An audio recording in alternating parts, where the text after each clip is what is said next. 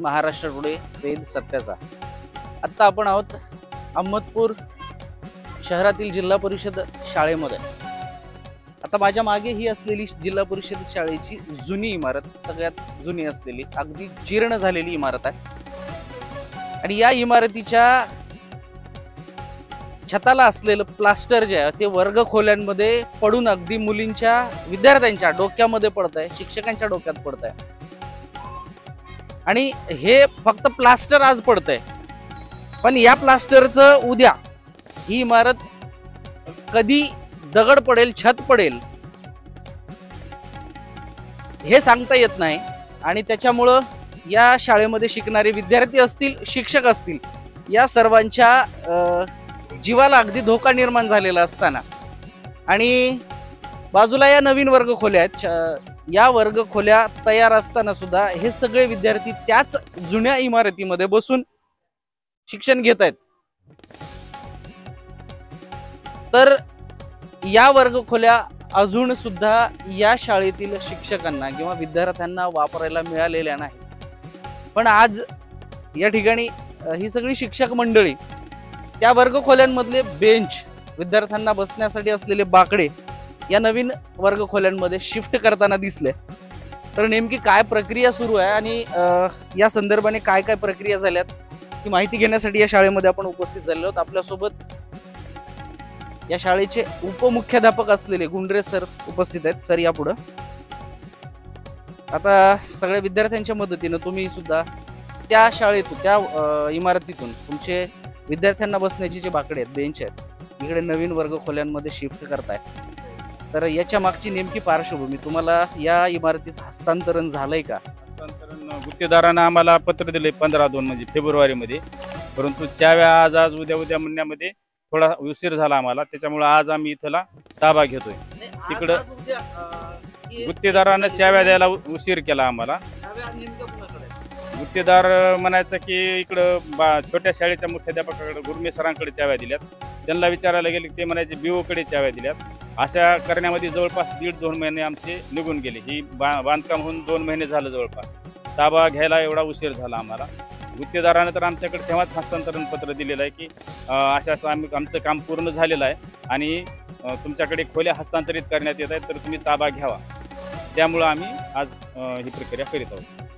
BO जे आहेत ढोकाडे sir, यांचं या हस्तांतरणाच्या किंवा ताबा घेण्याच्या संदर्भाने नेमकी काय भूमिका आहे, त्यांचं काय म्हणणं आहे?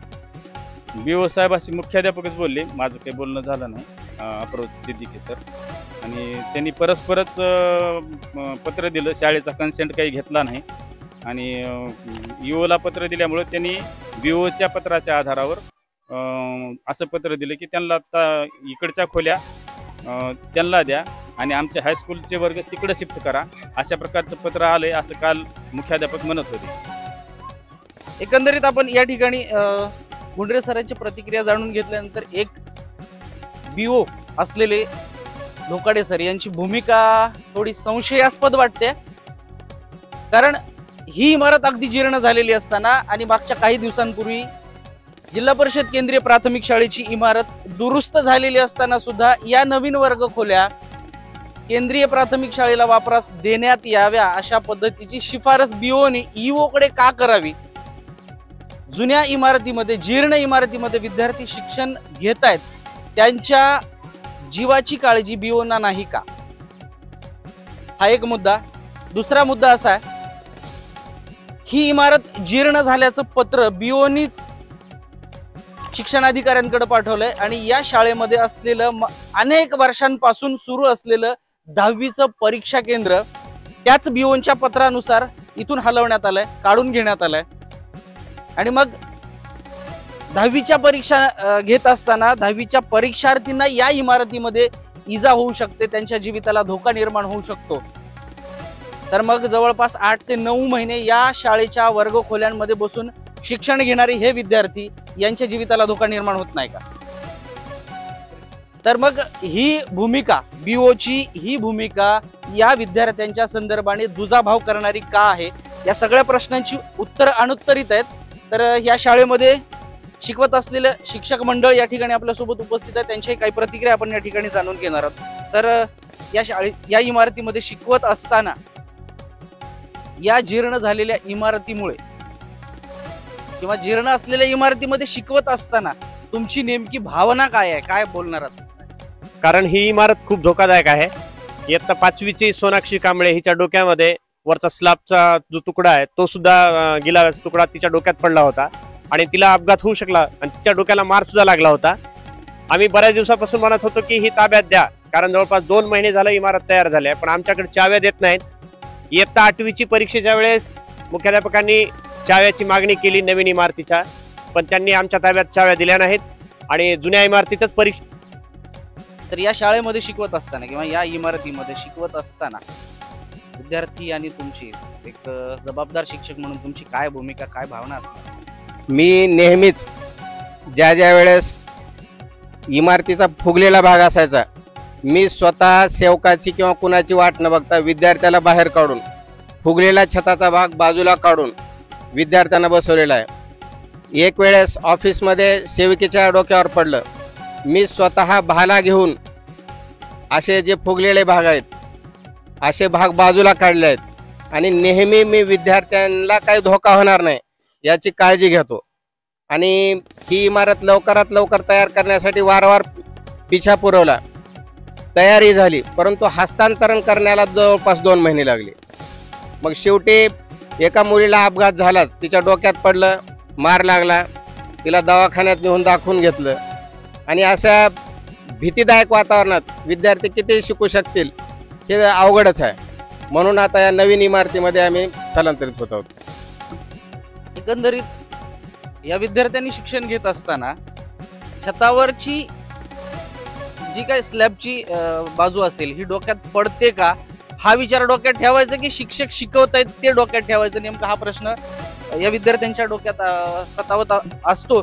एक विद्यार्थिनी सोनाक्षी कांबळे तिच्या डोक्यामध्ये ते पडलेलं सुद्धा आहे आणि हे पडल्यानंतर सुद्धा तिची काय भूमिका राहील किंवा तिची काय अवस्था होती आपण तिच्याकडनं जाणून घेऊ. सोनाली, नेमकं तुझ्या डोक्यात ते कधी पडलं आणि पडल्यानंतर काय परिस्थिती काय होती? 2-3 दिवस झालं पडलं होतं ती. इतकं दुखाल डोक्यात म्हणजे त्रास सुरू होतो. एक लहान विद्यार्थिनी आहे, तिला बाकीच्या काही सूक्ष्म बाजू सांगता येणार नाहीत, मांडता येणार नाहीत. डोक्यामध्ये स्लॅबचा तुकडा पडलाय म्हणजे नक्कीच डोक्याला इजा झाली असेल, पण ती जर गंभीर दुखापत झाली असती तर याला जबाबदार कोण राहणार होता? या दुखापतीची जबाबदारी बीओ घेणार होते का? या सगळ्या बाजूंची चर्चा आपण बीओ सोबत करणारच आहोत. या ठिकाणी उपस्थित असलेल्या शिक्षिका सुद्धा आहेत, त्यांची प्रतिक्रिया. मॅडम, काय भूमिका असणार आहे तुमची या जीर्ण इमारतीच्या संदर्भात? ही शाळा जुनी तर झालेलीच आहे, मोडकळी साईलीच आहेत, पण या शाळेतला तसे सगळे वर्ग धोकादायक आहेत. पण त्यातही सभागृह अत्यंत धोकादायक आहे. त्यात 8वीचा माझा मी वर्ग शिक्षक आहे, तो वर्ग भरत होता वर्षभर आणि अक्षरशः आम्हाला मध्यभागी बसावं लागायचं, कारण सगळे दगड पण आता प्लॅस्टर तर निघालच आहे, दगड सुद्धा निघळत आहेत. त्याच्यामुळं त्या ठिकाणी तरी पण आम्ही वर्षभर जवळपास जून पासून त्या ठिकाणी बसलो. विद्यार्थ्यांना धोका होता तरीही, पण बरेचदा अत्यंत धोकादायक परिस्थिती झाल्यानंतर आम्ही वरंड्यामध्ये सुद्धा बसलेलो आहे. तर आम्हाला या नवीन इमारतीची खरंच खूप आवश्यकता होती, कारण मुलांना अध्ययनासोबतच स्वतःच्या सुरक्षेची काळजी ती सुद्धा तेवढीच महत्वाची. या ठिकाणी दुसऱ्या शिक्षिका सुद्धा आपल्यासोबत उपस्थित आहेत. मॅडम, काय भावना असणार आहेत? आमच्या प्रशालेला 100 वर्ष पूर्ण झाली म्हणून बांधकाम नवीन येणारे म्हटले. 3 वर्ष गेले, तर अजूनही नवीन इमारत आली नाही, ती तयार होऊ लागली आहे. आणि मागे पावसाळ्यामध्ये जेव्हा पाऊस खूप झाला तेव्हा पूर्ण 13 रूम आहेत आमच्याकडे, त्या पूर्ण गळत होत्या आणि फक्त वर स्लॅबच फुगलाय असं नाही, तर बाजूच्या भिंतीचं प्लास्टरही फुगले आणि तेही पडते. आणि त्याच्यामुळं काय होतं की मुलं कुठं बसायचं तर मग सेंटरला, मग ते कुठं पुढे बसू का मागे बसू का मध्ये बसू ते पण भांडणं करतात आणि त्यांचं लक्ष राहत नाही, मग विचलित होतात ते. आणि ह्या सगळ्यांचा विचार करून आम्हाला ही नवीन इमारत ताब्यात द्यावी हीच विनंती आहे बीओ साहेबांना पण आणि ईओ साहेबांना. एकंदरीत या इमारतीमध्ये बसून आपल्या जीविताची काळजी घ्यायची का शिक्षणाची देवाणघेवाण करायची हा प्रश्न विद्यार्थी आणि शिक्षक दोघांनाही सतावताना दिसतोय. तर या संदर्भाने बीओ डोकाडे सरांची काय नेमकी भूमिका असणार आहे त्यांच्यासोबत आपण चर्चा करणार आहोत, त्यांची भूमिका जाणून घेणार आहोत. तोपर्यंत पाहत रहा न्यूज महाराष्ट्र टुडे. यशवंत गाडगेसह पी. शरण मोगावकर.